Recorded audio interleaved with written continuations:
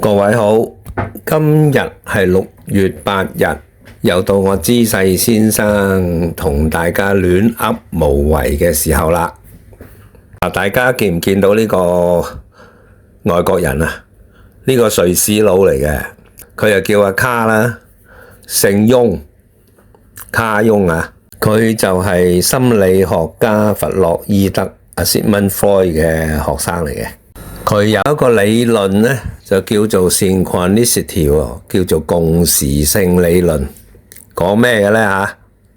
嗱，其實我係唔識噶，只不過喺互聯網嗰度睇到，咁啊順便又講下嘅啫。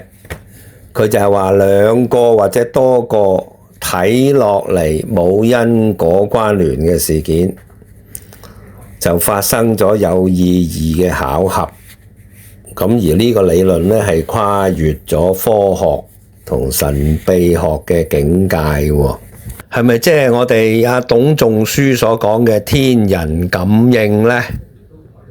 你睇下外太空嗰啲銀河系，同我哋海灘執返嚟嗰啲貝殼，甚至係頭頂啊嗰啲頭髮嘅嗰啲鑽啊，同埋手指毛啊，雖然係冇因果關係，但係有一個有意義嘅某種定義嘅巧合，因為佢哋係朝住一定嘅方向嚟旋轉嘅。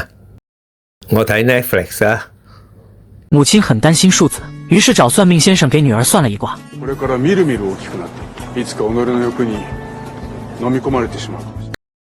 地獄占星師呢套劇集，至少日本人而家仲係用絲草嚟卜卦嘅。日本真係保留咗好多中華文明裏邊嘅嘢，而喺漢地啊，好多時咧都會係用火珠林嘅方法，即係用銅錢。唔通真係崖山之後無中華？唔係啊嘛？嗱，僆仔唔好亂講嘢啊！今集我係繼續講時間卜卦。我知道啲師兄已經喺度噓緊我噶啦，因為佢哋會話：哇，又講呢啲嘢，你講咗好耐噶咯，講咗幾集噶咯。嗱，大家忍耐下，我相信好快都會完噶啦。上次咪講咗我用邵偉華嘅方法，用時間嚟起卦，起出呢個中華人民共和國立國嘅卦象嘅，得出本卦係澤地水，而變卦係得到天地否卦。因為我哋係對過去嘅領導人呢係有一個敬意嘅。你睇下我哋嘅人民幣同埋天安門城樓上面都掛住以前領導人啲相噶啦，咁所以呢，我就好掛住佢啦。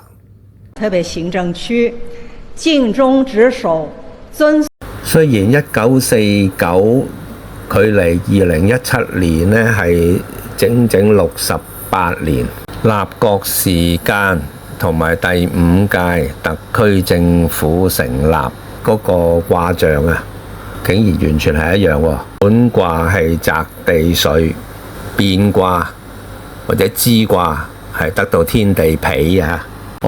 有咁啱得咁巧啫，係咪？不過咁喎，如果係計 probability 呢，因為周易嘅卦象就有864卦啦，條數就係咁計啦嚇。首先得到水卦就係1/64，因為一卦有6爻，咁啱好就係第6爻動呢，就係1/6，所以呢，嗰個否卦嘅機率就應該係384啊。而第5屆特區政府成立嗰個卦象同國家成立個卦象係完全一樣嘅話呢，個機率應該就係佢哋自成一次。即係147456%。時間好快就到2022年啦。好啦，又輪到今屆特區政府成立嘅時間咯。行政長官定當擁護香港特別行政區服務，對中華人民。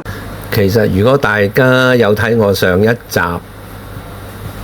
就知道呢，我係用咗第6屆香港特別行政區政府成立嗰個時間起過一支卦嘅，而嗰個時間卦呢，就係本卦係澤地水，支卦係天地痞，即係換句話講呢，中華人民共和國立國嗰個時間卦同第5屆、第6屆香港特別行政區政府成立個時間卦呢，竟然完全係一樣嘅。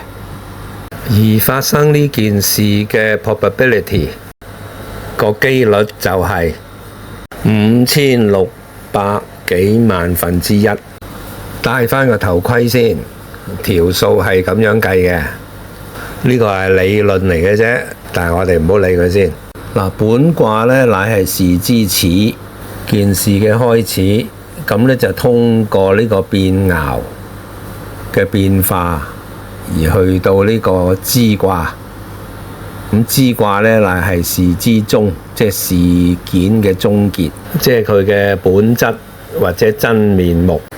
易經就周文王大概3000年之前呢推演出嚟啦。咁2500幾年之前呢，孔子呢就對易經作出咗好多展述，好多注述，叫做十易，裏邊包括象傳，所以講嗰啲嘢都應該唔會係流噶啦。好啦，呢啲就已經係全部過去咗噶啦，係歷史嚟噶啦。咁我哋點樣面對將來呢？第7屆香港特別行政區，如果都係喺7月1日上晝9點到10點宣誓嘅時候呢，咁我就用佢嗰個時間嚟起一支卦啦嚇，得出個卦象呢，就係咁樣嘅，雷澤歸妹。咁呢支卦呢，有幾個講法嘅，咁我就用歷史學家顧頡剛嘅講法啦。係啊，冇錯啊，係歷史有關嘅。張學成講過六經皆史啊嘛，大家有冇聽過啊？雷澤歸妹，根據顧頡剛所講呢，就係紂王嘅爸爸叫帝乙，佢就將妹妹嫁咗俾姬昌，即係周文王喎。紂王佢就叫帝辛啦，紂其實係一個點選佢嘅稱號嚟嘅啫，其實佢正式嚟講應該叫帝辛。咁點解個妹嫁咗出去又翻返嚟呢？咁可能係受到夫家嘅虐待啊，待得佢唔好啊，所以走返去揾佢阿哥咁樣。呢個就係帝乙歸妹嘅由來啦。純粹睇歸妹卦嘅卦象呢，就麻麻地嘅。咁佢係第六爻動，動出葵卦。葵就係眾目睽睽嗰個葵。葵卦易經係話小事吉。引傳就係講個卦辭嘅，就話火動而上，澤動而下咁樣啦。跟住講咗一大堆嘢啦。而象傳呢，就上火下澤，葵君子而同而異。基本上我唔識嘅嘢呢，我就唔會亂講嘅，只能夠用呢個時辰嘅八字再睇一睇會唔會多啲資訊啦。日主辛金生喺5月，咁地支啊巳午未三合火，天干就正官七煞，官官殺混雜喎。如果係用傳統嘅八字嚟睇咧，呢個咧就係一個所謂嘅重殺格啊。但係一講到話一個八字係重嘅話咧，就通常都會有好多爭議噶啦。即使呢個八字唔以重格論命咧，都係非常之身弱嘅。官殺就代表權力 power。氣命重殺，即係邊個有 power就聽邊個講啦，即係要跟大佬啦。